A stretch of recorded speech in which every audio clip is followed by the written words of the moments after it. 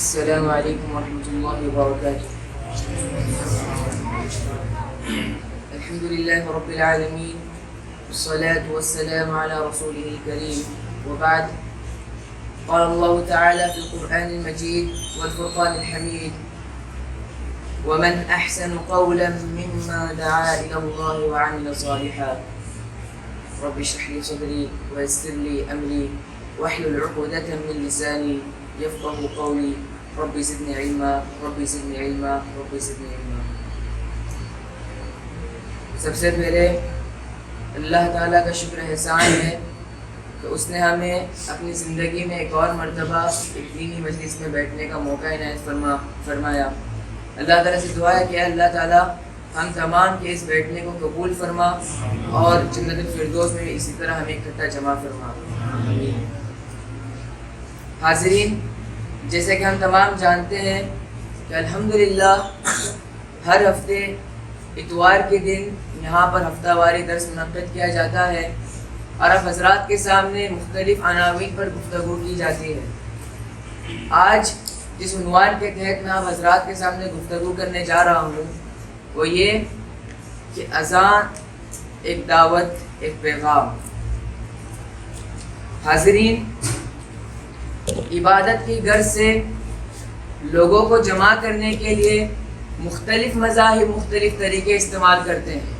کوئی آگ جلا کر عبادت کی طرف بلاتا ہے تو کوئی سنگ کی آواز کے ذریعے عبادت کی طرف بلاتا ہے. کوئی قرن بجا کر عبادت کی طرف بلاتا ہے تو کوئی گھنٹی بجا کر بلاتا ہے. دین اسلام نے ان تمام طریقوں کو چھوڑ کر انسانی آواز کے ذریعے اذان کو فوقیت عطا فرمائی. اور اس حقیقت سے انکار نہیں کہ انسانی زندگی میں انسان کے کانوں میں سب سے زیادہ تکرار کے ساتھ جو صدائیں آتی ہیں یہ وہ اذان کی صدائیں ہیں.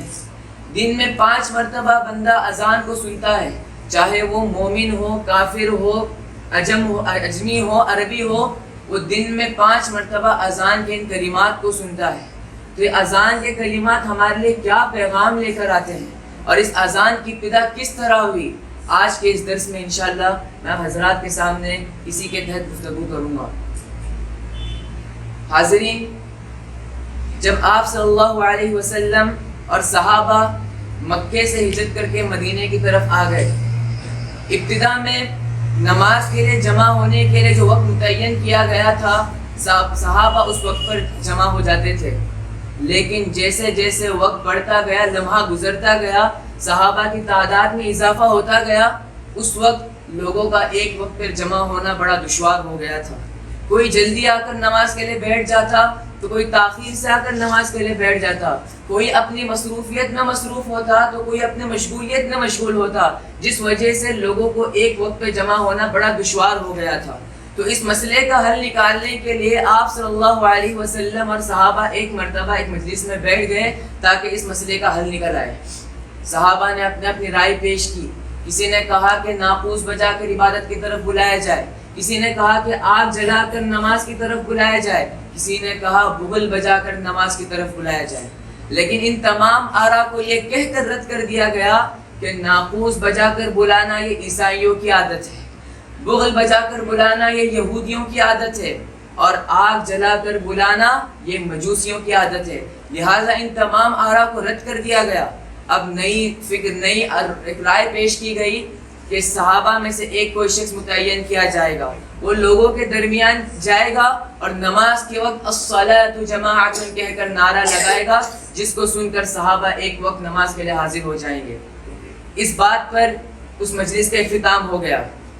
ایک صحابی جن کا نام عبداللہ بن زید بن عبد ربی، وہ رات میں خواب دیکھتے ہیں کہ ایک سفید لباس میں شخص ایک ناقوس پکڑ کر جا رہا ہے.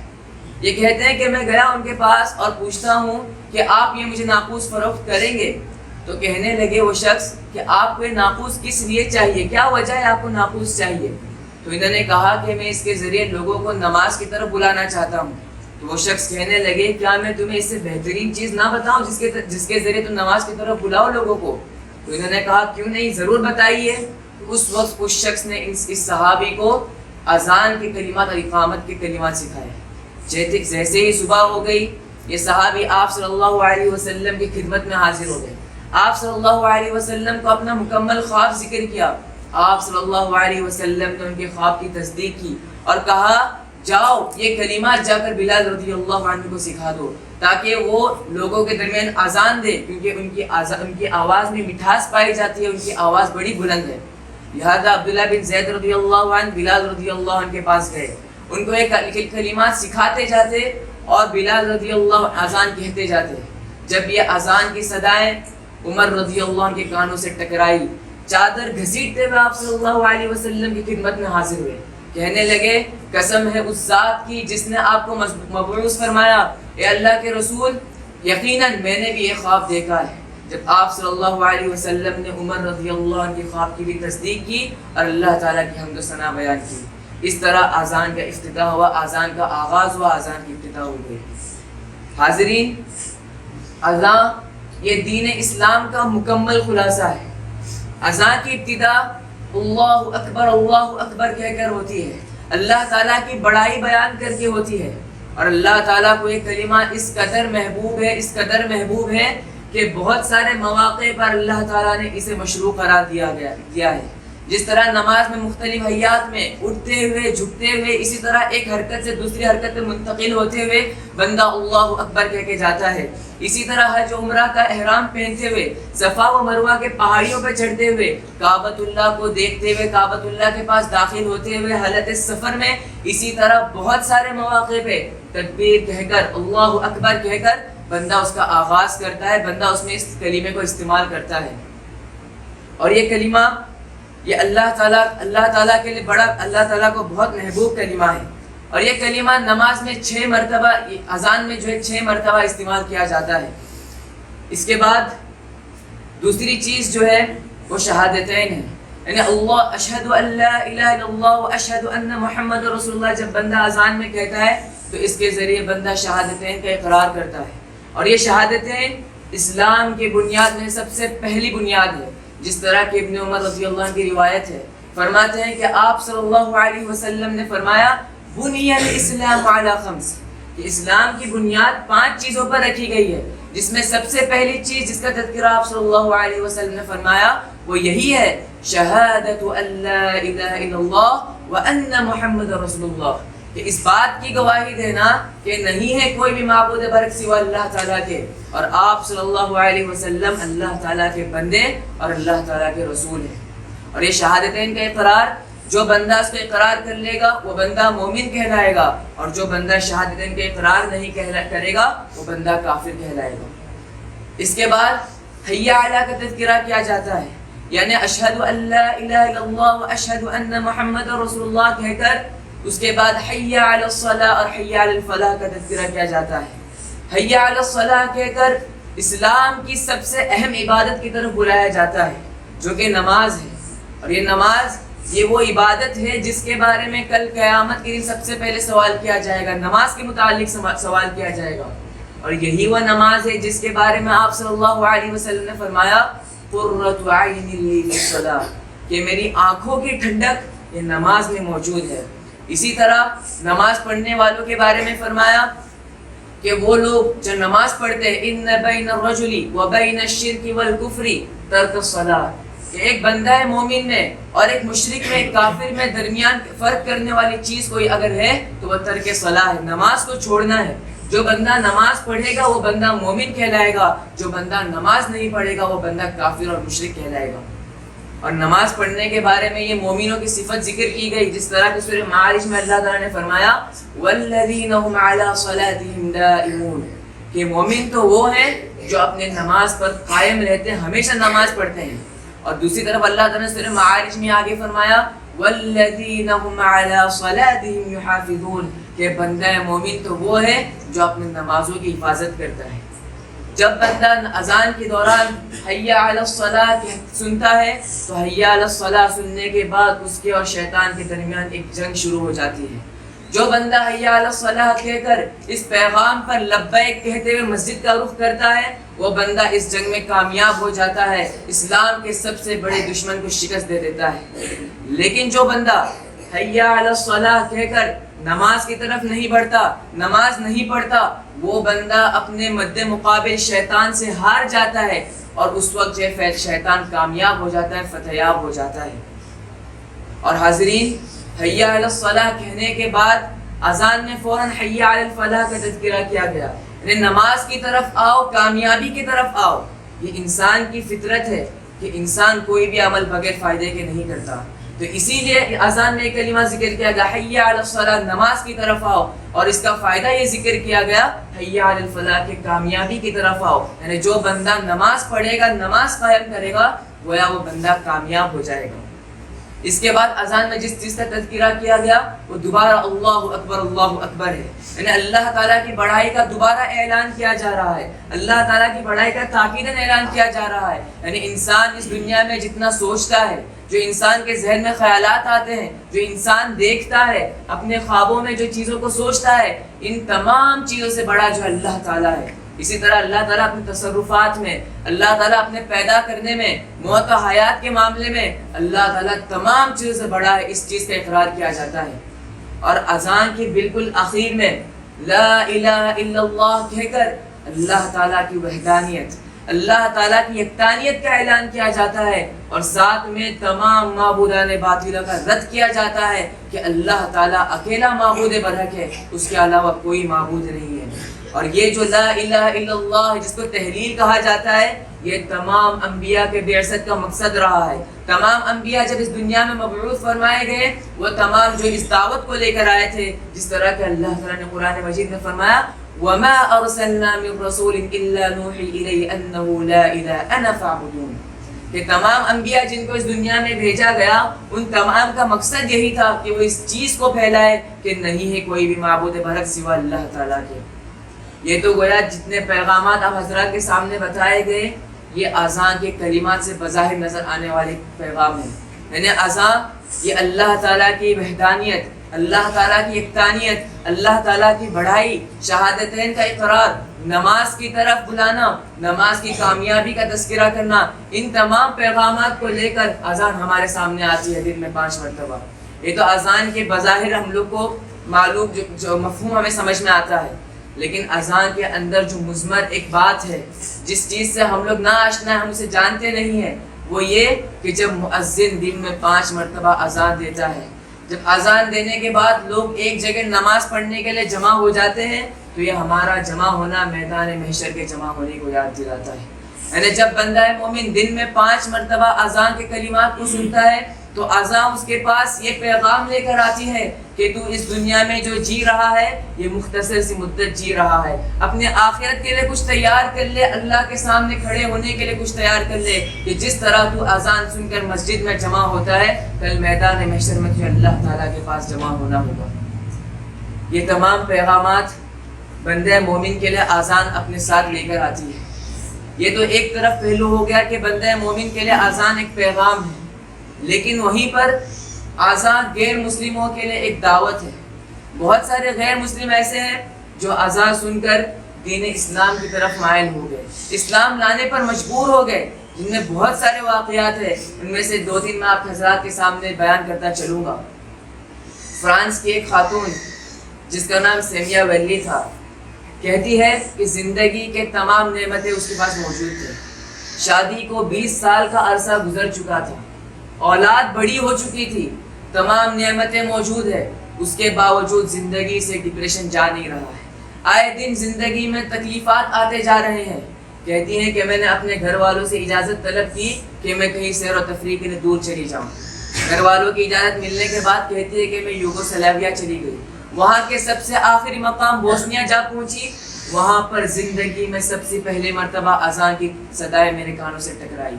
کہتی ہیں اذان سننے کے بعد میرے اندر بے چینی سی آ گئی، میں اذان کے بارے میں جاننے لگی، اسلام کے بارے میں ریسرچ کرنے لگی۔ چند عرصے بعد کہتی ہے کہ میں استنبول آ گئی اور میں نے اسلام قبول کر دیا، بس اذان کے ذریعے۔ اسی طرح ہالی ووڈ کا ایک ایکٹر جس کا نام لیام نیلسن ہے، وہ ایک اپنے انٹرویو میں کہتا ہے وہ ایک مرتبہ استنبول 2 مہینوں کے لیے کسی مووی کی شوٹنگ پر گیا، کہتا ہے کہ وہاں پر پہلی مرتبہ اذان کو سنا، پہلے ہفتے جب اس نے اذان کو سنا، کہتا ہے کہ میں نے اپنے کانوں میں اپنی انگلیوں کو ڈال دیا، لیکن پھر وہی اذان کو جب میں دوسرے ہفتے سنتا ہوں کہتا ہے کہ وہ اذان مجھے اپنی طرف کھینچنے لگ گئی تھی، اور پھر یہی اذان کو جب وہ تیسرے ہفتے سننے لگا، کہتا ہے کہ میں اس بات کو جان لیا کہ اذان کے اندر کچھ جادو پایا جا رہا ہے جو مجھے آئے دن اپنی طرف کھینچتے چلے جا رہا ہے۔ اسی طرح سعودی عرب میں ایک خاتون جو کہ فرانس کی تھی، رپورٹر کی حیثیت سے جدہ میں موجود تھی، وہ کہتی ہے کہ سب سے پہلی مرتبہ میں نے اذان کو جدہ میں سنا۔ کہتی ہے اذان سننے کے بعد وہ اذان کا اثر اس طرح میرے دل پہ ہوا کہ میں زار و قطار رونے لگی، اور میں اپنے رونے پر جو ہے قابو نہیں رکھ پائی۔ یہ اذان کی تاثیر ہے۔ اذان کو سن کر غیر مسلم بھی اس قدر متاثر ہو گئے۔ یہ مؤذن کے اذان کی تاثیر ہے، لیکن آج کیا بات ہے؟ آج مؤذنوں کے اذان میں وہ تاثیر باقی نہیں ہے۔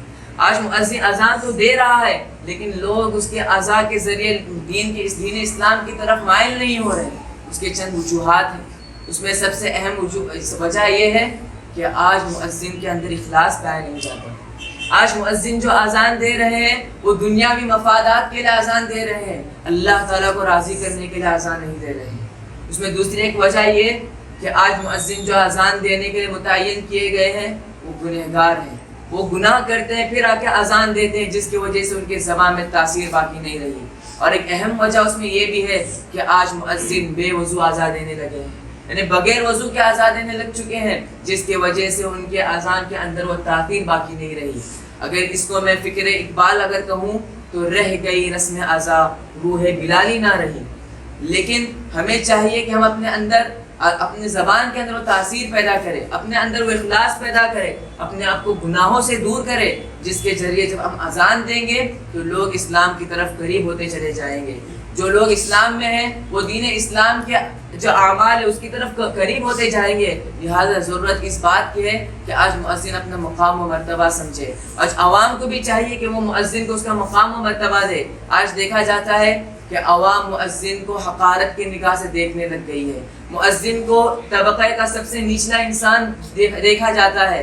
لہذا ضرورت اس بات کی ہے کہ عوام بھی اپنی اصلاح کر لے، جس کے ذریعے مؤذن کو اپنا مقام و مرتبہ مل جائے، کیونکہ اللہ تعالیٰ نے قرآن مجید میں فرمایا وَمَنْ أَحْسَنُ قَوْلًا مِّمَّنْ دَعَا إِلَى اللَّهِ وَعَمِلَ صَالِحًا، کہ سب سے بہترین بات تو وہی ہے کہ جو بندہ اللہ تعالیٰ کو اللہ تعالیٰ کے دین کی طرف بلاتا ہے۔ تو مؤذن کا کام کیا ہے کہ وہ اللہ تعالیٰ کی اقتانیت کی طرف، اللہ تعالیٰ کی وحدانیت کی طرف، شہادتین کی طرف، اللہ تعالیٰ کی عبادت کی طرف بلاتا ہے۔ تو گویا یہ سب سے بہترین بات ہو گئی، اور سب سے بہترین بات کرنے والا بندہ یہ مؤذن کہلایا۔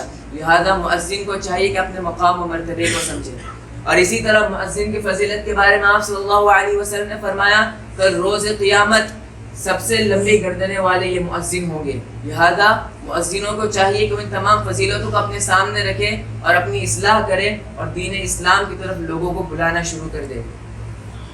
حاضرین، یہ اذان دن میں 5 مرتبہ ہم سنتے ہیں، لیکن اذان سننے کے باوجود ہمارا حال یہ ہے کہ ہم اس سے متاثر نہیں ہوتے ہیں۔ جس طرح بتایا گیا کہ غیر مسلم تک جن کو اذان کے کلمات کے بارے میں معلوم نہیں ہے، جس کے وہ مفہوم کو نہیں سمجھ رہے ہیں، اس کے باوجود وہ دین اسلام کے قریب ہو گئے، اسلام لانے پر مجبور ہو گئے۔ لیکن آج ہم اذان کو دن میں 5 مرتبہ سنتے ہیں، لیکن پھر بھی ہماری زندگی میں کوئی تبدیلی نہیں آتی۔ جب بندہ اذان کو سنتا ہے وہ اپنے مصروفیت میں لگا ہوا ہوتا ہے، بس گھر کی خواتین ہیں جو اذان سنتی ہی اپنے سر پر پلو اوڑھ لیتی ہیں، لیکن یہ اذان کی عظمت کا تقاضا نہیں ہے، بلکہ اذان سننے کے بعد بندے مومن کو چاہیے کہ وہ تمام مصروفیت کو چھوڑ دے اور اللہ تعالیٰ کے ان کلمات کو، اذان کے ان کلمات کا جواب دینے لگ جائے۔ اور جب اذان کے کلمات کا مکمل جواب دے دے اس کے بعد درود ابراہیم پڑھے۔ درود ابراہیم پڑھنے کے بعد وہ دعا پڑھے جس کو آپ صلی اللہ علیہ وسلم نے سکھایا، اللہم رب هذه الدعوة التامة والصلاة القائمة آت محمد الوسيلة والفضيلة وبعثه مقاما محمودا الذي وعدته انك لا تخلف الميعاد۔ جب بندہ اذان کے کلمات کا جواب دے گا، درود ابراہیم پڑھے گا، اس کے بعد جب بندہ اس دعا کو پڑھے گا اور جب وہ اللہ تعالیٰ کے پاس کچھ مانگے گا، اللہ تعالیٰ کہتا ہے اس کی دعا رد نہیں کی جائے گی۔ لہذا ہمیں چاہیے کہ ہم اذان کو سنیں، اذان کے کلمات کا جواب دیں اور یہود و نصارہ کی طرح نہ ہو جائیں، جن کے بارے میں اللہ تعالیٰ نے قرآن مجید میں فرمایا وَإِذَا نَادَيْتُمْ إِلَى الصَّلَاةِ اتَّخَذُوهَا هُزُوًا وَلَعِبًا، کہ جب تم اذان دے کر لوگوں کو نماز کی طرف بلاتے ہو، یہ یہود و نصارہ لوگ ایسے ہیں جو اذان کا مذاق اڑانے لگ جاتے ہیں۔ آج ہمارا حال یہی ہے کہ جب اذان سنتے ہیں ہم اپنی مصروفیت میں لگے ہوتے ہیں، گویا ہم اذان کا مذاق اڑاتے جا رہے ہیں۔ لہذا ضرورت اس بات کی ہے کہ ہم اپنی اصلاح کریں اور یہود و نصارہ کے نقش قدم پر نہ چلے۔ حاضرین، ہم جب اذان کو دن میں 5 مرتبہ سنتے ہیں، جب ہم نے اذان کے پیغامات کو جان لیا ہے، اذان کے اندر موجود مثمر چیز کو جان لیا ہے، ہمیں چاہیے کہ ہر اذان کو سننے کے بعد ہماری زندگی میں تبدیلی آ جائے، ہر اذان کو سننے کے بعد ہمارے اعمال میں بڑھوتری آ جائے، ہر اذان کو سننے کے بعد ہمارے گناہوں سے ہم اجتناب کر دے اور اللہ تعالیٰ کے پاس میدان محشر میں جمع ہونے کو یاد کرے، جس کے ذریعے ہماری زندگی میں سدھار آ جائے گا۔ لہذا انہی باتوں پر اپنی باتوں کو ختم کرتا ہوں۔ خلاصہ کلام یہی ہے کہ اذان دین اسلام کا مکمل خلاصہ ہے، جس کی ابتدا اللہ تعالیٰ کی بڑائی سے ہوتی ہے اور جس کا اختتام اللہ تعالیٰ کی وحدانیت اور اللہ تعالیٰ کی یکتانیت سے ہوتا ہے۔ لہذا ہمیں چاہیے کہ ہم اذان کے پیغامات کو سمجھیں اور اس کے مطابق عمل کرنے کی کوشش کریں۔ دعا ہے رب العزت سے کہ اللہ تعالیٰ ہم تمام کو تو اذان کے پیغامات کو اپنانے اور اس کے مطابق زندگی گزارنے کی توفیق عطا فرما۔ اے اللہ، اذان کے اندر موجود مضمر پیغام ہے کہ کل قیامت کے دن ہمیں تیرے سامنے جمع ہونا ہے۔ اے اللہ تعالیٰ، ہم تمام کو تو اس جمع ہونے سے پہلے اس کی تیاری کرنے کی توفیق عطا فرما۔ آمین۔ وما علینا الا البلاغ وآخر دعوانا الحمد للہ رب العالمین۔ السلام علیکم ورحمۃ اللہ وبرکاتہ۔